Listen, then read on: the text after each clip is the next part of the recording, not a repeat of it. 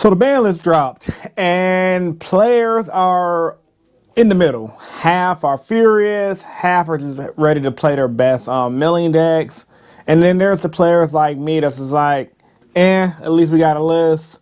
I'm excited to deck build, and I know it's not a perfect list, but it's kind of what I expected because besides of what you guys thought should have happened, we know the history of Konami, they're not going to hit some of the best decks right away. They usually let those decks linger around and then usually hit them before they have a new archetype coming out. So this is exactly what I was personally thinking was going to come on. Some consistency here, so the Snake Eyes still going to be a thing. And Yugioh barely got hit. So I'm going to go over everything right now, give you guys my honest opinion on it. Smash that like button. Let's get this video to 100 likes. And hit that subscribe button for more Yu-Gi-Oh content. Help your boy reach 25K subs by the end of the year. We got, what do we got, 4 months left? 3 months left? I believe we can do it, but I need you guys' help. So, forbidden cards, Fiendsmith, Lacrimea, Apollosa, Heart Red Dragon King Calamity, and Beatrice, Lady of the Eternal. So, essentially, that's consistency hits for the Fiendsmith support, which, in all honesty, needed to happen. I already knew they weren't going to hit they was not going to hit the engravers. They was not going to hit any of the other stuff like the Negator. They hit the Fiendsmith card that pretty much allows you to fusion out of the graveyard, I believe. Yeah. And he burns life point damage. So, effectively, big consistency hit there. Alongside Beatrice, which, as we saw, I think, like a week ago, that there's that new FTK combo with the Beatrice and stuff. So, all in conclusion, we knew this was going to happen. The forbidden cards could have had more. Personally, I would have liked to see Flamberge to 1. I think Snake Eyes should have got hit heavier. I already saw the Banlist guys. I just got in from picking my son up from the burbs and grabbing some dinner with him. I'm filming this a little later than everyone else. I was at work when the Banlist dropped. So, working sales. Saturday is a busy day for us. Pretty slow today, though. So, yeah. Then, anyway. So, yeah, that was the ban cards. Limit to 1. Eva, so Drytron Pair is going to have a little thing to play with. Snake Eye Ash, Snake Eye Poplar, Gimmick Puppet of Strings, Gimmick Puppet of Dark Strings, Brand Infusion, Opening the Spirit Gates, Pot of Prosperity, Sangan Summoning, Dead Grass Looks Greener, Skill Drain.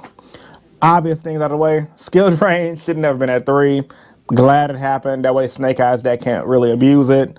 That Grass Looks Greener, I'm kind of worried about that low-key because you can play effectively for triple tactical thrust, and whatever mill deck you're going to play that's like 60 cards, you're going to have access to your That Grass Looks Greener. Now, I will say, considering everything, it's going to be a little harder to hit because Prosperity is at 1, but when you roll like 3 triple tactical thrust, 1 Prosperity, then of course the 1 Grass Looks Greener, even in a 60 card deck, you're going to be able to abuse that to mill through your deck. I'm kind of worried about that because you can still do that FTK that I did make a video about. If you guys don't know what the FTK is, it was the 1 card FTK that people were doing. I forgot in what deck. It just blew my mind right now. Video's up here. I did a video on it on the 19th, so check it out. But so yeah, I know on Yugioh, what am I saying? Master Duel, you can do the same 1 card FTK. So I'm predicting people might try to tinker with that. Skill Drain, like I said, should have never came back. Guy that got hit, that's actually deserving of hitting. Sangan Summoning, I'm happy with that. I don't think Tempai should have got destroyed. Most people wish either Shifter would have went to 1 or got banned. I don't think, okay. This is just me, and call me bad if you want. I don't really care about Shifter being in the metagame. I know it's a busted card, but you have to open it. It's not good on the top deck. And it does win games, but at the same time, the decks that it win games for are sacky as crap. And then when you have decks like Tempai, they got their Sangan Summoning hit. Get rid of that 1 Sangan Summoning, you're going to be clutch.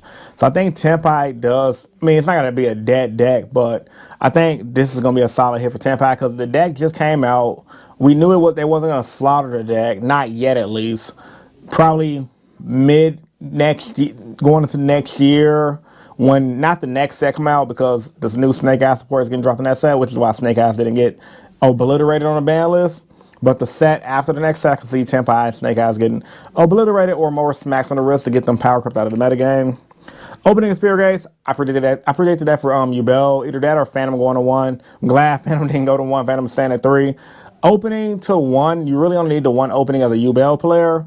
it just really honestly this kind of freed up slots for the Yubel main deck to add my Fiendsmith engine into the 40 card variant that I'm running. So I'm actually kind of, I mean, I would rather have my opening at 3, obviously, but Yubel can work with the one opening. I mean, it sucks if it gets destroyed, but it is what it is. Branded Fusion, bro. Oh my god, I'm so happy. Branded Desperate players, there you go. They still gonna be able to combo.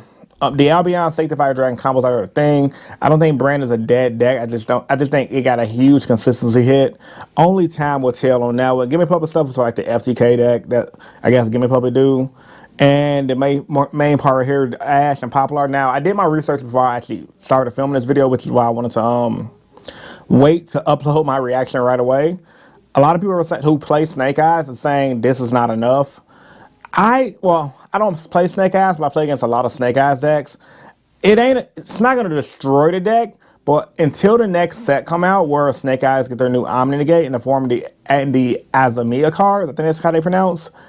This is gonna slow the deck down a lot. Think about Fire King before the Snake Eyes on Popular came out. Solid good deck, but it wasn't the best. I think Snake Eyes got bumped from tier 0 deck down to tier 1 right now.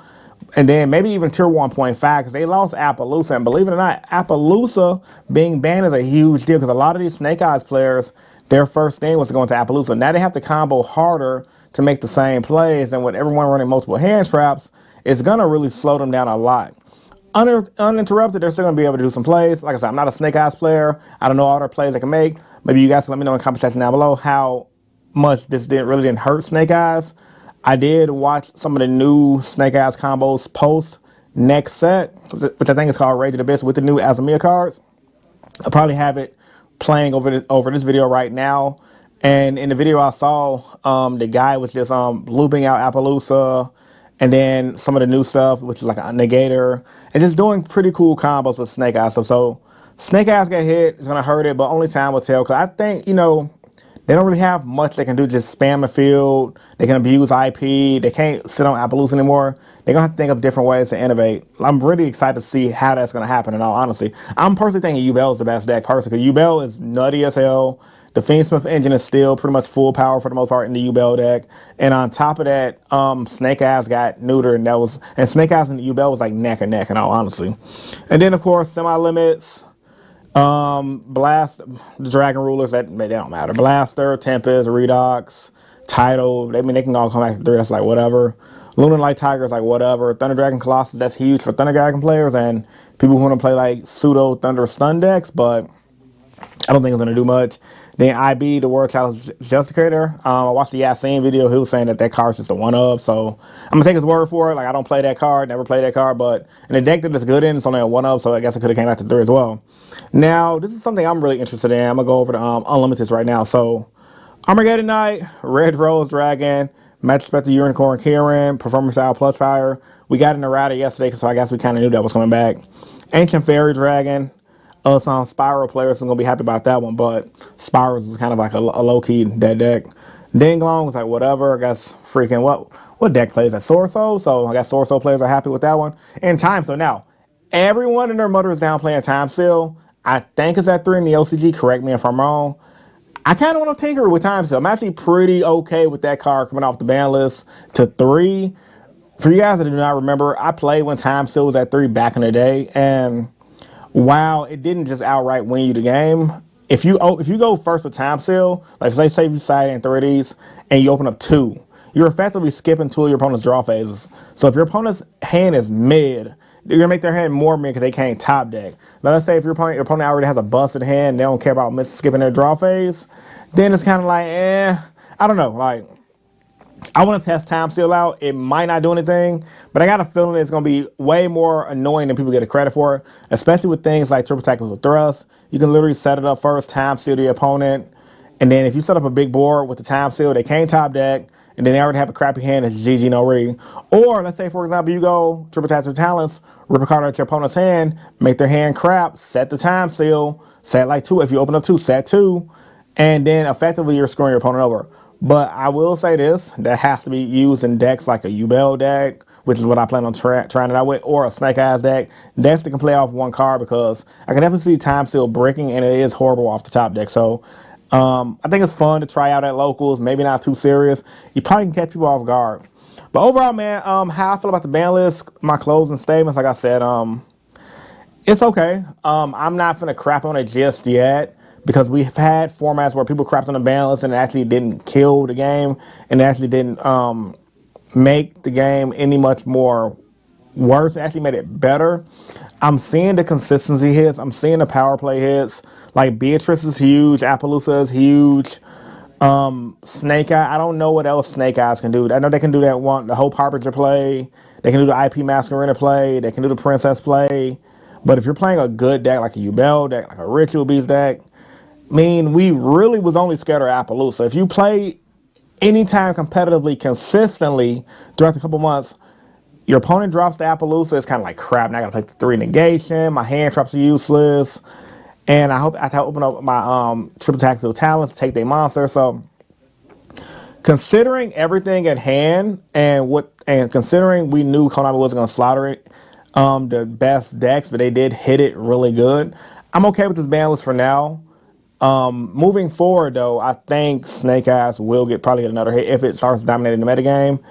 A lot of players are looking to the OCG and how the Snake Eyes, Fiendsmith, Azamia deck is running rampant right now. I think Yubel is barely in there. It's like really just Temp Eyes and then Snake Eyes, Azamias. And like I said, the Snake Eyes, Azamia stuff is busted because what that stuff do, they have a fusion that pretty much stays any battle damage your Azamia monsters do is pretty much double to the opponent. Once per turn, when your opponent activates a card, I'm reading from my computer screen. Activate a card or effect, you can tribute this card and then get the activation if you do destroy that card by battle.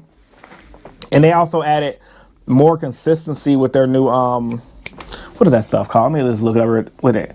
The Sacred Azamia, which is a card that says reveal a monster, essentially set a sinful spoils, and just do a bunch of combos. Picture being on screen probably. So they have a pretty much new combo lines they set up with the deal balance their monsters to get them an even better feel. But from the combos I saw online, they were just spam Appaloosa, bringing out the new Fusion Omni Gate, and doing the typical Snake Eyes plays. So Nibiru is definitely going to be clutch for the Snake Eyes matchup. Collect your Nibiru's, guys. You will need them. So post your thoughts and opinions about this video. Comment section down below. Like the video if you're new here. If you love to hit that subscribe button for more. I'm going to try to upload 3 videos a week, man. I'm really making that my goal. Don't hold me on just yet. Vlogs will be returning next week because we had a ban list finally. And now I have a reason to go to locals. It's your boy Rogue Hero, and I'm signing out. Peace. See you guys in the next video.